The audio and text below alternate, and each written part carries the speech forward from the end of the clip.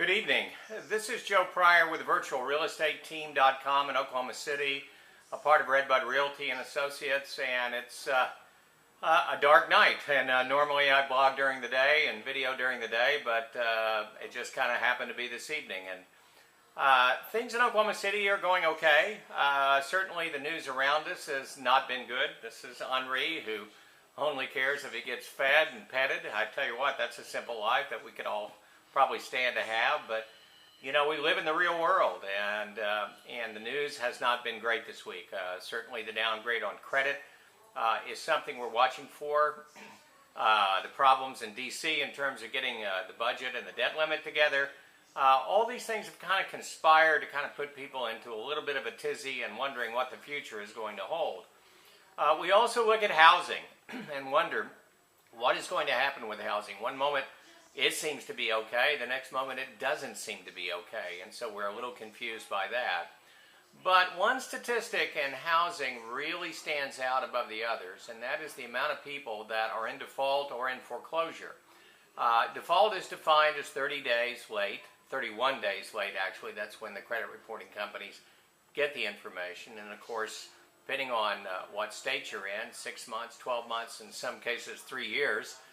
If you're in some place like New York later, you're in foreclosure or finalized foreclosure. And that number is staggering. It's 6.5 million households in the United States right now. This adds to an already large burden of foreclosed homes that are on the market and homes that the banks are still holding and haven't released yet. So we still have a problem there. Now, people around the country that were in the heaviest hit areas, the Orlando's, the Fort Myers, Florida, the Stockton, California, Las Vegas, the suburbs of Phoenix, etc. They understand the problem. They understand that mortgage rates, mortgage amounts that you have are actually above what is the value of the property. But in Oklahoma, we seem to be in a little bit of a state of denial here because, you know, number one, we didn't have the bubble. Number two, everything seems okay. You know, we have the lowest unemployment in the country. We have good job growth, population growth. It really looks pretty good. But, and I've said this before, we still have a problem in that people bought too much. People bought houses at a time when credit was way too easy, when appraisers were like an enabler to an alcoholic. And when money was flowing at 100% or more down, where second mortgages for equity lines of credit were easy to get, and now here we are. Armageddon for a lot of people is here no matter what state you're in. And I see this in Oklahoma. I see this, Dora, for instance, if I go back to July 31st on to today, I'm seeing an awful lot of expired listing. Now schools are already starting and finishing up their start around the 18th or so. And so that market deadline is gone, and so many homes right now are expiring.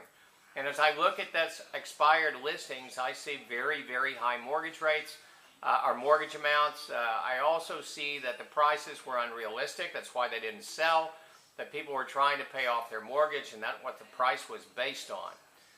If you're in Oklahoma, it doesn't matter that you're here versus Orlando or Stockton or Las Vegas or any place else that's been devastated. If you're having a hard time making ends meet, then it really doesn't matter. It is your personal issue. It's your personal mortgage and problem. And the lenders are going to come after you. They have to come after you to protect themselves, to take back the home that you're not paying on.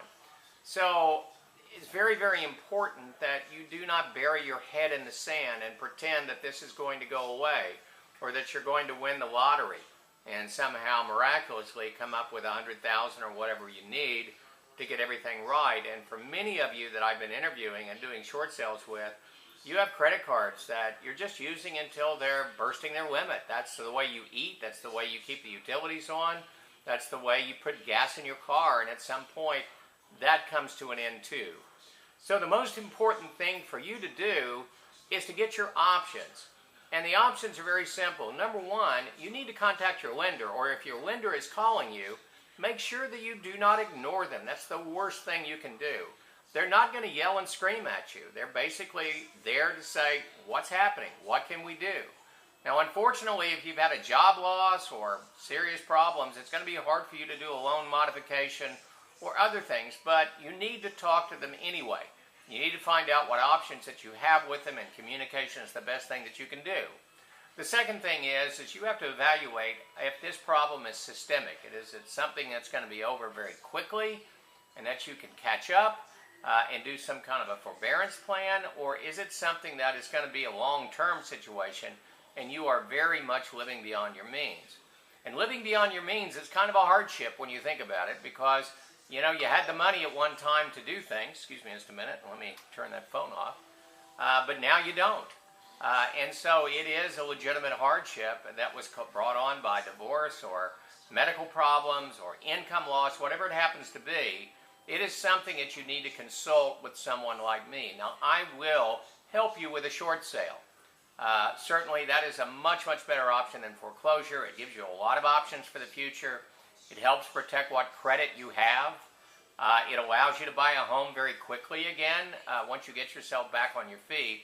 Foreclosure does none of that, and there are tax and lawsuit ramifications that could be affecting you.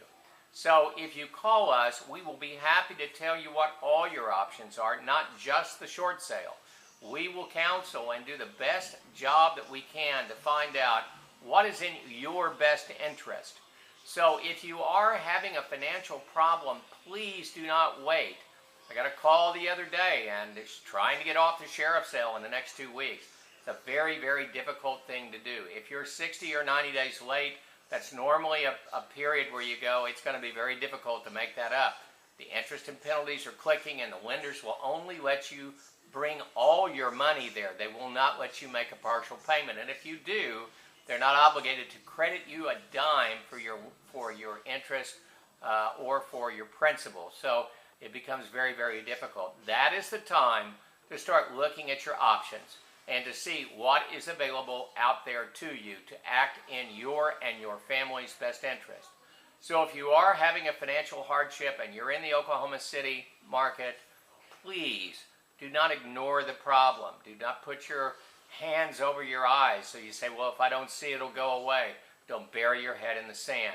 Please keep your eyes and your mind open. We're here to help. I'm Joe Pryor with the virtualrealestateteam.com in Oklahoma City, where we deliver traditional real estate values with the speed of technology.